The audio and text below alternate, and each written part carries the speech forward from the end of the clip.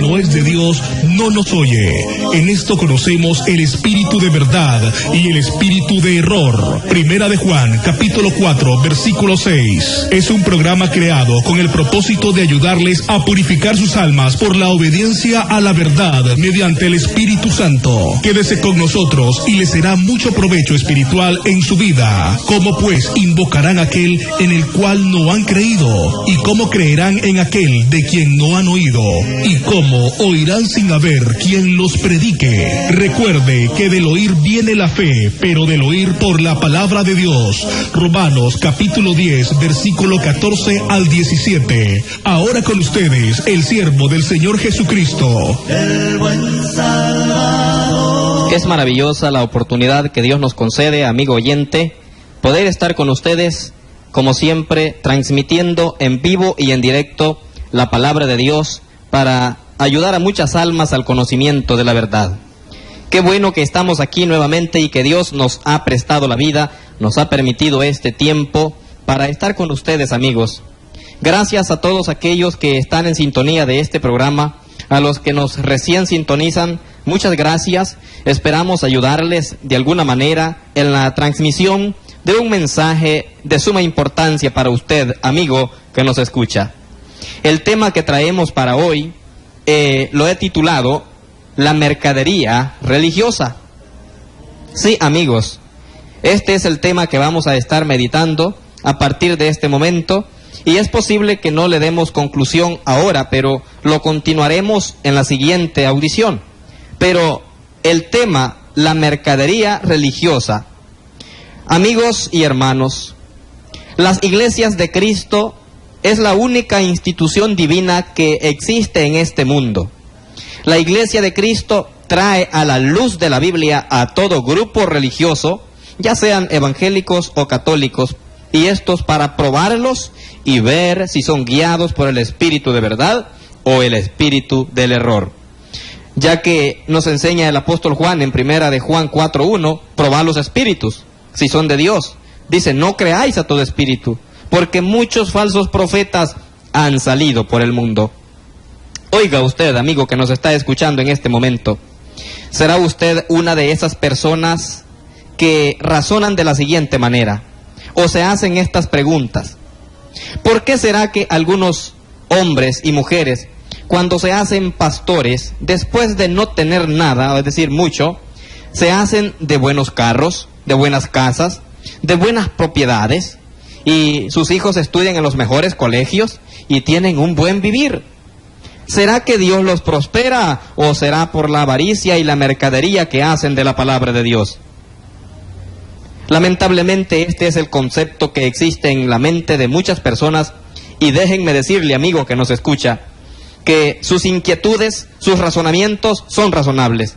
Y aunque parezca que los que piensan en esto no hay quien los apoye, hoy quiero que sepan que existimos muchos cristianos que pensamos como ustedes, aunque lamentablemente la gran mayoría del mundo han aceptado a estos individuos mercaderes y los sustentan pensando hacer algún bien, pero al contrario, pecan con ellos, yerran con ellos por, como lo decimos la palabra, consentidores.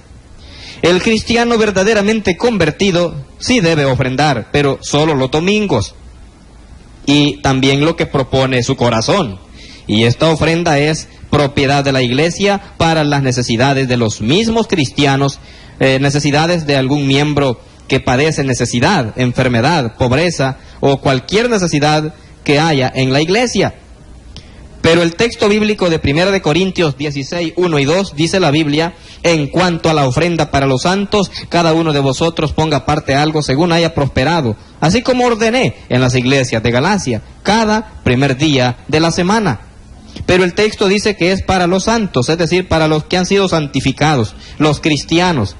El cristiano verdadero no debe dar el diezmo, porque no somos judíos, somos gentiles, y el mandamiento de diezmar fue dado a los judíos, es decir, a los israelitas. Por supuesto, los pastores en las sectas citan las Biblias, pero mal aplicadas, y sacan un texto y lo citan fuera del contexto, ignorando el contexto, aunque lo saben, pero no explican por conveniencia personal. Hay una regla de interpretación que todos debemos de entender. A esto se le llama la hermenéutica. Esto quiere decir el arte y la ciencia de la interpretación del texto. Pero esto debe aplicarse para ellos. Esto no es importante. La hermenéutica, el arte y la ciencia de la interpretación de un texto debe de aplicarse en todos los momentos en que estamos anunciando el mensaje de Dios. Pero ellos no lo hacen. El predicador fiel y verdadero de la palabra de Dios debe saber, y él y su público, su gente que le está escuchando, debe entender las reglas de interpretación. Por ejemplo, cuando leemos la Biblia, nosotros tenemos que saber quién lo dijo, cuándo lo dijo, a quién lo dijo y por qué lo dijo. Si se ignora esto, estaremos torciendo la Biblia, lamentablemente, amigos. La gran mayoría de las gentes no son cuidadosos, confían ciegamente en sus clérigos o pastores y no son diligentes en el estudio personal para ver si lo que oye o hace es así. Hechos 17, versículo 11, dice, y estos eran más nobles, eran de sentimiento más noble que los que estaban en Tesalónica, de modo que recibieron el mensaje con toda avidez, es decir, solicitud, y todos los días examinaban las escrituras para ver si eran verdad lo que se les anunciaba.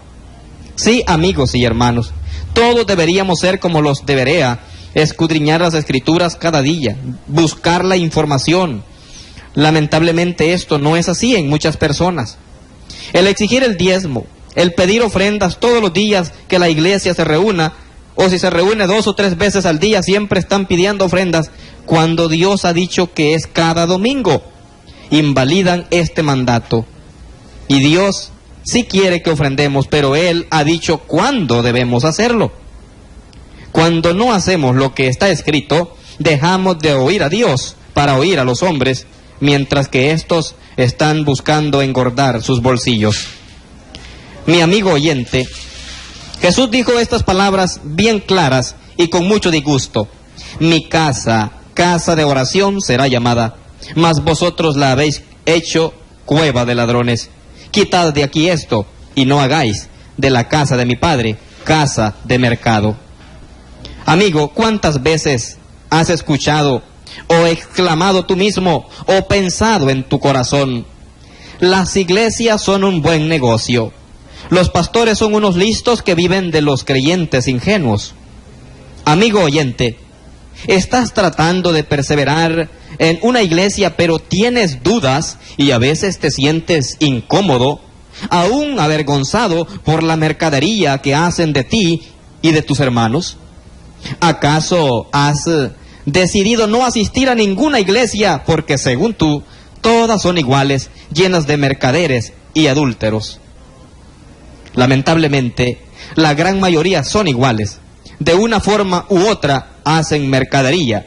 Pero, amigo mío, debes saber tú que hay miles de congregaciones que no cometen dicho pecado, la mercadería. Nosotros los creyentes que componemos estas congregaciones, las iglesias de Cristo, renunciamos, repudiamos toda clase de mercadería religiosa.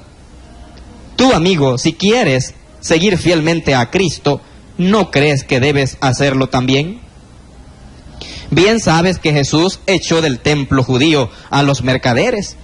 Mira lo que dice la Biblia en Juan, capítulo 2, 13 al 17. Voy a leer en la nueva versión internacional. Dice el texto así, Juan 2, 13 al 17. Cuando se aproximaba la Pascua de los judíos, subió Jesús al templo, a Jerusalén, y en el templo halló a los que vendían bueyes y ovejas y palomas, e instalados en sus mesas a los que cambiaban dinero. Entonces, haciendo un látigo de cuerdas, echó a todos del templo, juntamente con sus ovejas y sus bueyes. Regó por el suelo las monedas de los cambistas, de los que cambiaban dinero, y derribó sus mesas. A los que vendían palomas les dijo, saquen de aquí esto, saquen esto de aquí. ¿Cómo se atreven a convertir la casa de mi padre en mercado? Sus discípulos se acordaron de que está escrito: el celo por tu casa me consume. Mi amigo oyente, bien sabes que Jesús echó del templo judío a los mercaderes. ¿Piensas que no hará lo mismo con los evangelistas, pastores y demás religiosos que profanan a las iglesias con sus negocios y sus insensante pedir y más pedir, y con ellos también a los que los apoyan? Busca tu Biblia, amigo mío, y por favor, lee objetivamente y con oración los siguientes pasajes que vamos a leer. Mira cómo dice la Biblia, por favor. Primera de Pedro, vamos a leer en el capítulo 2. La Escritura nos enseña, versículo 1 al 3. Pero hubo también falsos profetas entre el pueblo, como habrá entre vosotros falsos maestros, que introducirán encubiertamente herejías destructoras, y aún negarán al Señor que los rescató, atrayendo sobre sí mismos destrucción repentina.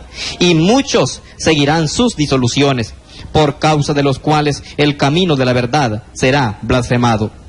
Y por avaricia harán mercadería de vosotros con palabras fingidas. Sobre los tales ya de largo tiempo la condenación no se tarda, y su perdición no se duerme. Mi amigo, también la palabra del Señor nos dice, allí mismo, en Primera de Timoteo, por favor, capítulo 6, vea usted el versículo 3 al 5. Dice así: si alguno enseña otra cosa, y no se conforma a las sanas palabras de nuestro Señor Jesucristo, y a la doctrina que es conforme a la piedad, está envanecido, nada sabe, y delira acerca de cuestiones y contiendas de palabras, de las cuales nacen envidias, pleitos, blasfemias, malas sospechas, discusiones necias de hombres corruptos de entendimiento y privados de la verdad, que toman la piedad como fuente de ganancia. Apártate de los tales. Sí, amigo, la Biblia nos aconseja a nosotros que debemos apartarnos y repudiar este tipo de acciones. También nos enseña la Escritura en 2 de Corintios 11:20, dice así: ¿aguantan incluso a cualquiera que los esclaviza, o los explota, o se aprovecha de ustedes, o se comporta con altanería, o les da de bofetadas? Sí, mucha gente no entendemos por qué soporta este tipo de cuestiones que existen en nuestro tiempo. Pablo bien nos está diciendo en esta escritura que si aguantan incluso cualquiera que los esclaviza o los explota o se aprovecha de uno. Amigo, nosotros queremos ayudarle a usted a conocer la verdad de este día. También nos dice en Romanos, la Biblia nos enseña en Romanos 16, versículos 17 y 18. Dice: les ruego, hermanos, que se cuiden, que se fijen de los que causan divisiones y dificultades y van en contra de lo que ustedes se les ha enseñado. Apártense de ellos. Versículo 18. Porque tales personas no sirven a nuestro Señor Jesucristo, sino a sus propios vientres, amigo, y sus propios deseos, y con suaves palabras engañan a los corazones de los ingenuos. Sí, amigo oyente, esto nos enseña a nosotros la palabra de Dios. Debemos cuidarnos.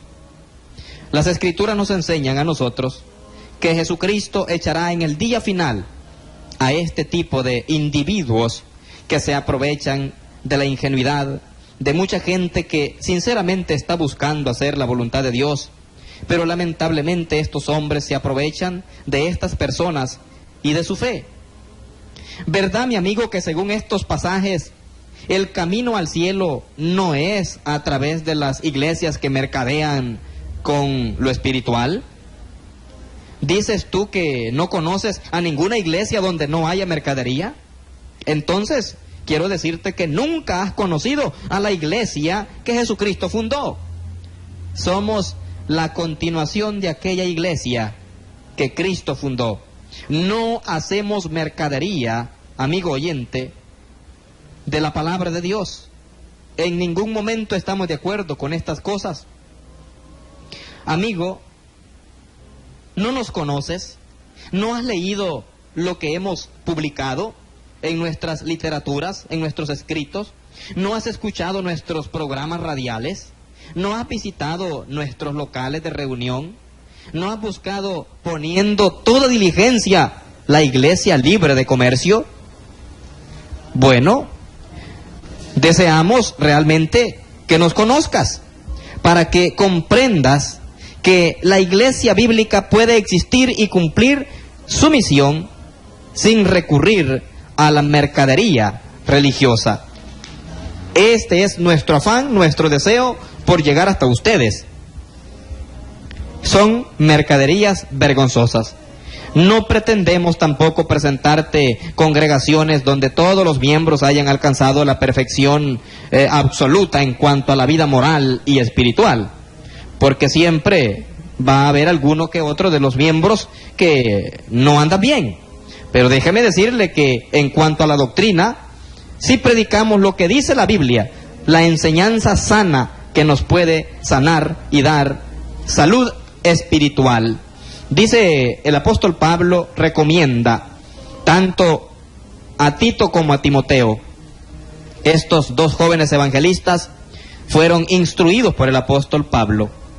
Y es lo que nosotros procuramos también hoy en nuestro tiempo. Esforzarnos, como dice Tito capítulo 2, versículo 1. Dice así: tú en cambio predica lo que va de acuerdo con la sana doctrina. Eso le dijo el apóstol a Tito, el joven siervo del Señor. Tú predica lo que está de acuerdo con la sana doctrina. Primera de Timoteo 4:16 dice: ten cuidado de tu enseñanza, de tu conducta y de tu enseñanza. Persevera en todo ello, porque así te salvarás a ti mismo y a los que te escuchen. Qué bueno es saber que podemos predicar la palabra de verdad para que muchos se salven, y no estar predicando un mensaje errado para condenarme y para condenar a muchos. Es un gran compromiso el predicar, reconocemos esto, y debemos hacerlo con mucha seriedad, con mucha responsabilidad y con mucha verdad. Sí, amigos, nosotros predicamos la sana doctrina, la sana enseñanza del Nuevo Testamento, sin hacer mercadería, sin fomentar un emocionalismo excesivo, ni esclavizar a mandamientos del Antiguo Testamento, el cual ya fue abrogado en la cruz. La Biblia nos enseña en cuanto al Antiguo Testamento que éste ha sido cumplido. Quiero leerles unos pasajes acerca del Antiguo Testamento para probarles que éste ya no está en vigencia para nosotros, y no debemos tomar doctrinas y prácticas para la iglesia del Antiguo Testamento, porque éste ya ha sido cumplido y abrogado. Dice la Biblia allá en Colosenses capítulo 2, 14 hasta el 16: y anular la deuda que teníamos pendiente por los requisitos de la ley. Él anuló esa deuda que nos era adversa, clavándola en la cruz. Dice: desarmó a los poderes y a las potestades, y por medio de Cristo los humilló en público al exhibirlos en su desfile triunfal. Así que nadie los juzgue a ustedes por lo que comen o beben, o con respecto a días de fiesta religiosa, de luna nueva o días de reposo. Eso dice la Biblia. También en Hebreos capítulo 7, 12 nos dice la Escritura: porque cuando cambia el sacerdocio, también es necesario que haya cambio de ley. Bueno, cambiado el sacerdocio, cambió la ley. Cambiado el Antiguo Testamento, cambia el sacerdocio y cambia la ley. Hebreos capítulo 8 nos enseña del 1 al 13 lo siguiente. Dice así: ahora bien, el punto principal de lo que venimos diciendo es que tenemos tal sumo sacerdote, aquel que se sentó a la derecha del trono de la majestad en el cielo, el que sirve en el santuario, es decir, en el verdadero tabernáculo levantado por el Señor y no por ningún ser humano. A todo sumo sacerdote se le nombra para presentar ofrendas y sacrificios, por lo cual es necesario que también tenga algo que ofrecer. Si Jesús estuviera en la tierra, no sería sacerdote, pues aquí ya hay sacerdotes que presentan las ofrendas en conformidad con la ley. Estos sacerdotes sirven en un santuario que es copia y sombra del que está en el cielo, tal como se le advirtió a Moisés cuando estaba a punto de construir el tabernáculo. Asegúrate de hacerlo todo según el modelo que se te ha mostrado en la montaña. Pero el servicio sacerdotal que Jesús ha recibido es superior a los de ellos, así como el pacto del cual es mediador es superior al antiguo, puesto que se basa en mejores promesas. Versículo 7. Efectivamente, si ese primer pacto hubiese sido perfecto, no habría lugar para un segundo pacto. Pero Dios, reprochándoles sus defectos, dijo: vienen días, dice el Señor, que haré un nuevo pacto con la casa de Israel y con la casa de Judá. No será un pacto como el que hice con sus antepasados, el día en que los tomé de la mano y los saqué de Egipto, ya que ellos no permanecieron fieles en mi pacto, y yo los abandoné, dice el Señor.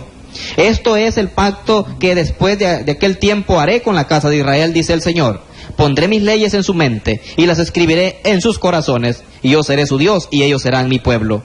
Ya no tendrá nadie que enseñar a su prójimo, ni dirá nadie a su hermano: conoce al Señor, porque todos, desde el más pequeño hasta el más grande, me conocerán. Yo les perdonaré sus iniquidades y nunca más me acordaré de sus pecados. Al llamar nuevo a ese pacto, ha declarado obsoleto, o sea, viejo al anterior, y lo que se vuelve viejo y se envejece ya está por desaparecer. Mire usted cómo dice esta escritura que acabamos de citar de Hebreos 7, 12 y 8, 1 al 13. Hemos visto que nosotros no debemos aplicar leyes del Antiguo Testamento. No vamos a hacer mercadería de la palabra de Dios usando textos que ya no están en vigencia. Sí, no vamos a formar parte nosotros de la corrupción religiosa que existe en nuestro mundo. Amigo oyente, nosotros no obramos de acuerdo al Antiguo Testamento, el cual fue abrogado en la cruz, como ya hemos leído. No te venderemos nada, no te pediremos muchas ofrendas todos los días, no te exigiremos el diezmo.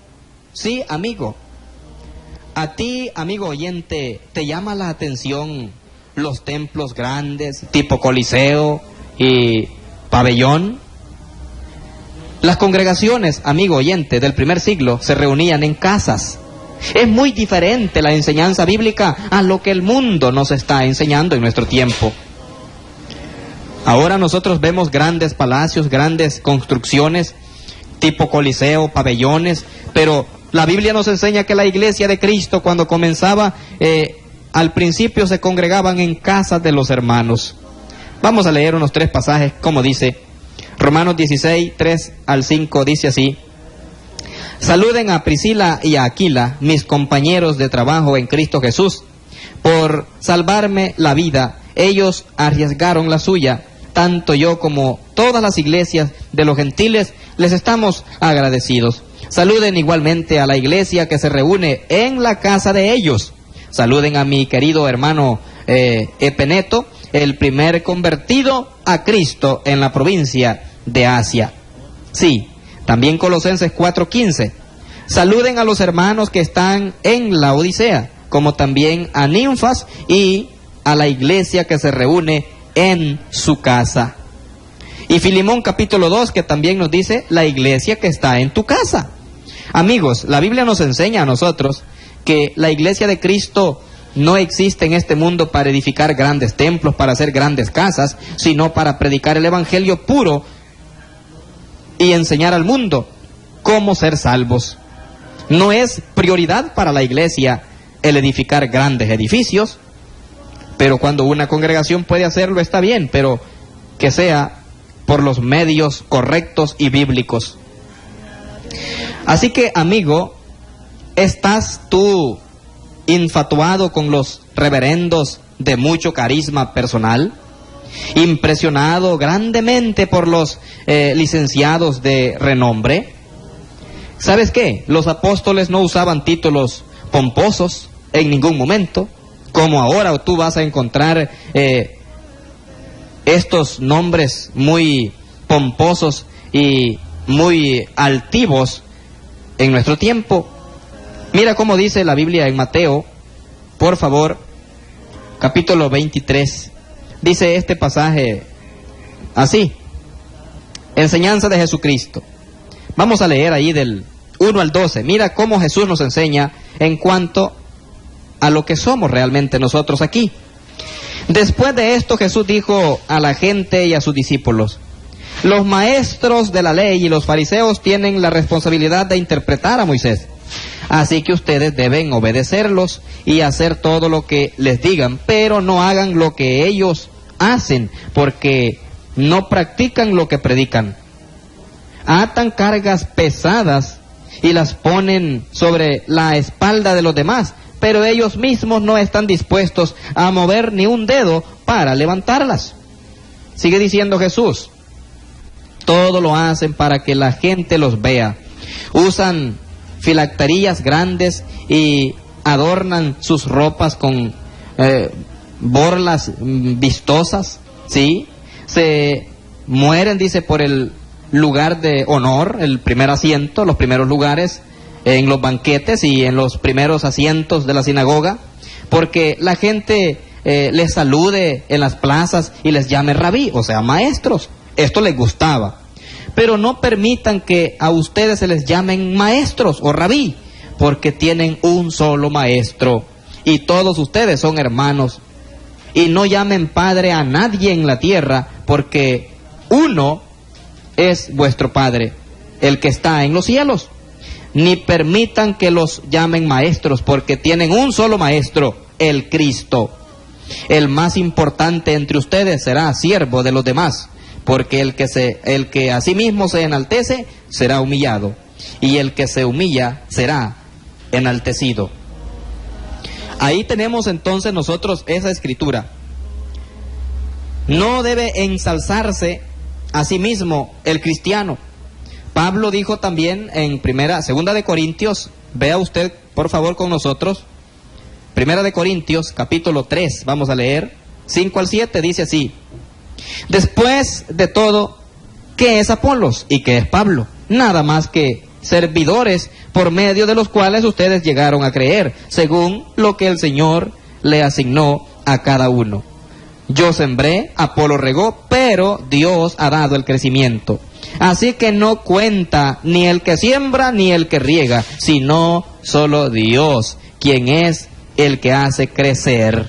Así que muchos allí en Corinto estaban diciendo: yo soy de Pablo, yo de Cefas y yo de Apolos, ¿verdad? Y enalteciendo a hombres y dando títulos y renombres a hombres. Pero Pablo dice: no, somos siervos del Señor, todos somos iguales, no hay uno más grande que el otro, todos somos siervos del Señor. Jesucristo dijo lo mismo allí en Mateo 23, texto que acabamos de leer. Para concluir con nuestro mensaje de este día, vamos a leer el último pasaje que está allí en 2 de Corintios 10, 12, que dice: no nos atrevemos a igualarnos ni a compararnos con algunos que tanto se recomiendan a sí mismos. Al medirse con sus propias medidas y compararse unos con otros, no saben lo que hacen. Nosotros por nuestra parte, dice el apóstol Pablo, no vamos a jactarnos más de lo debido. Nos limitaremos al campo que Dios nos ha asignado según su medida, en la cual también ustedes están incluidos. Si no hubiéramos estado entre ustedes, se podría alegar que estamos rebosando estos límites, cuando lo cierto es que fuimos los primeros en llevar el Evangelio de Cristo. No nos jactamos desmedidamente a costa del trabajo que otros han hecho. Al contrario, esperamos que según vaya creciendo la fe de ustedes, también nuestro campo de acción entre ustedes se amplíe grandemente para que se predique el Evangelio más allá de sus regiones, sin tener que jactarnos del trabajo ya hecho por otros. Más bien, si alguien ha de gloriarse, que se gloríe en el Señor, porque no es aprobado el que se recomienda a sí mismo, sino aquel a quien recomienda el Señor. Mi amigo, termino entonces con estas palabras diciéndole a ustedes las preguntas: ¿está usted enfatuado con los o enojado